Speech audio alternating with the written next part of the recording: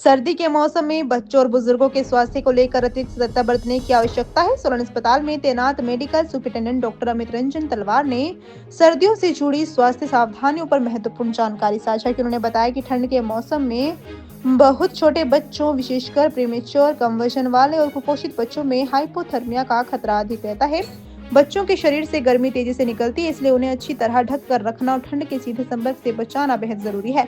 Doctor तलवार ने चेतावनी दी कि बच्चों में हल्का सा गला खराब या इन्फेक्शन भी जल्दी निमोनिया में बदल सकता है, इसलिए समय पर देखभाल और उपचार आवश्यक है। डॉक्टर तलवार ने बुजुर्गों के स्वास्थ्य पर विशेष ध्यान देने की सलाह दी। उन्होंने बताया कि सर्दियों में अस्थमा और सीओपीडी जैसी सांस की बीमारियां बढ़ सकती है, जबकि नसों के सिकुड़न से ब्लड प्रेशर बढ़ने का खतरा भी रहता है। इसके अलावा ठंड के मौसम में ड्राई स्किन और डर्मेटाइटिस की समस्या आम हो जाती है। बुजुर्गों को बहुत अधिक गर्म पानी से नहाने से बचना चाहिए, क्योंकि इससे त्वचा का रूखापन बढ़ सकता है। उन्होंने लोगों से ठंड से बचाव, गले के इन्फेक्शन से सावधानी और नियमित स्वास्थ्य जांच कराने की अपील की। जैसा आपने पूछा कि सर्दी के मौसम में क्या क्या सावधानियां बरतनी चाहिए, तो जैसे सर्दी अप्रोच करती है तो हमें स्पेशली बहुत छोटी उम्र के जो बच्चे हैं और बहुत जो बुज़ुर्ग लोग हैं उनका ख़ास ध्यान रखना चाहिए।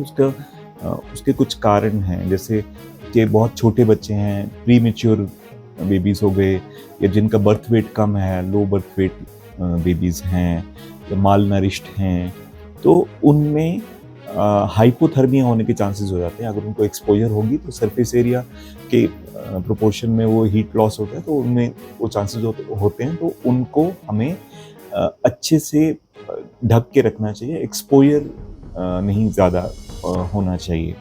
तो ये रहता है बच्चों में दूसरा रहता है कि थोड़ा सा भी गला खराब हुआ, इन्फेक्शन हुआ, तो बहुत जल्दी मिनटों में भी वो उनकी तबीयत बिगड़ सकती है, निमोनिया हो सकता है, तो उससे भी बचना चाहिए।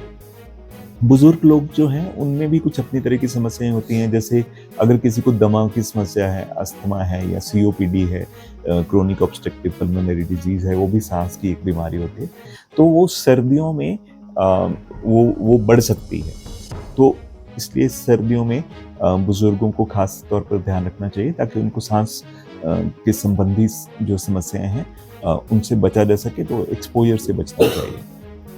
इसी तरह से अब जैसे मान लिया किसी का बॉर्डर लाइन ब्लड प्रेशर रहता है, तो सर्दियों में नसों की कंस्ट्रक्शन, जिसको हम वेजो कंस्ट्रक्शन बोलते हैं, जिसकी वजह से वो भी बढ़ सकता है, ब्लड प्रेशर भी बढ़ सकता है, तो उनको भी खास ध्यान रखना चाहिए। इसी तरह से त्वचा संबंधी भी समस्याएं हो सकती हैं, कि किसी की ड्राई स्किन है, डर्मेटाइटिस, एटोपिक डर्मेटाइटिस टाइप का है, तो सर्दियों में और ड्राइनेस बढ़ सकती है।